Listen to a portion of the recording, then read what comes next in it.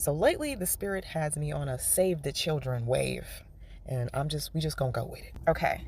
So you have to teach your children how to use their intuition.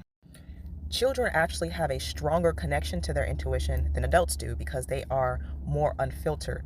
They are less tainted. The only thing is they have no direction as to what to do when they feel these things in their body that are coming through as their intuition. So this is what you're going to teach them.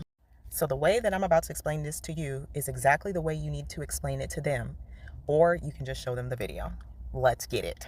If you are in a situation, or if an opportunity is presented to you, or if a person approaches you and it doesn't feel right, don't do it, don't go, don't entertain it, don't have an exchange with it. If it only feels like a slight nudge, you definitely don't want to do it because there's some deception involved, or there's some type of manipulation involved because you still feel it, but it's very subtle, which means there is some type of cloaking going on to kind of minimize the way that you feel. If you override this feeling over time, it will be harder for you to feel this feeling of your body telling you that there's something wrong.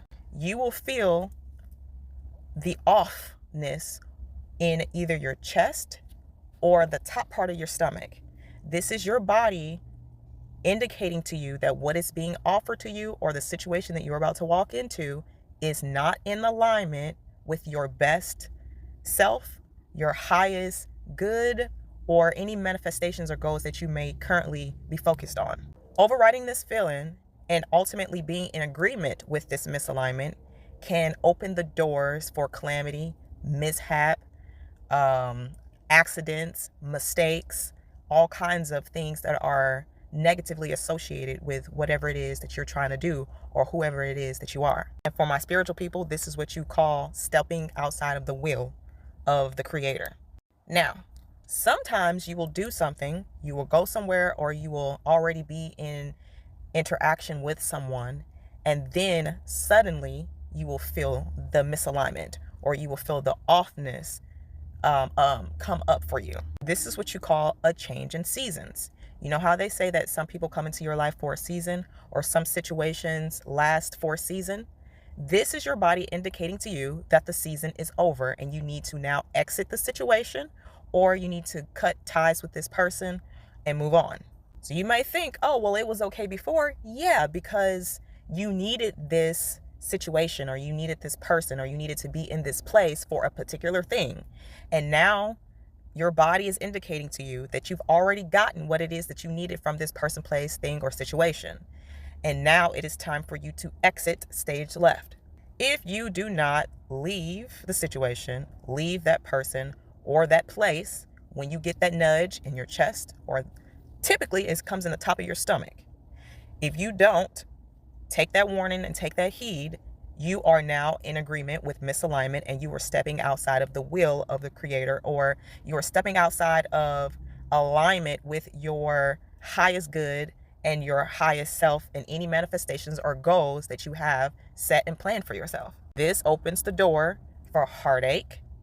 This opens the door for accidents, mistakes, and mishaps or calamities to take place in your life that you should not have been a part of.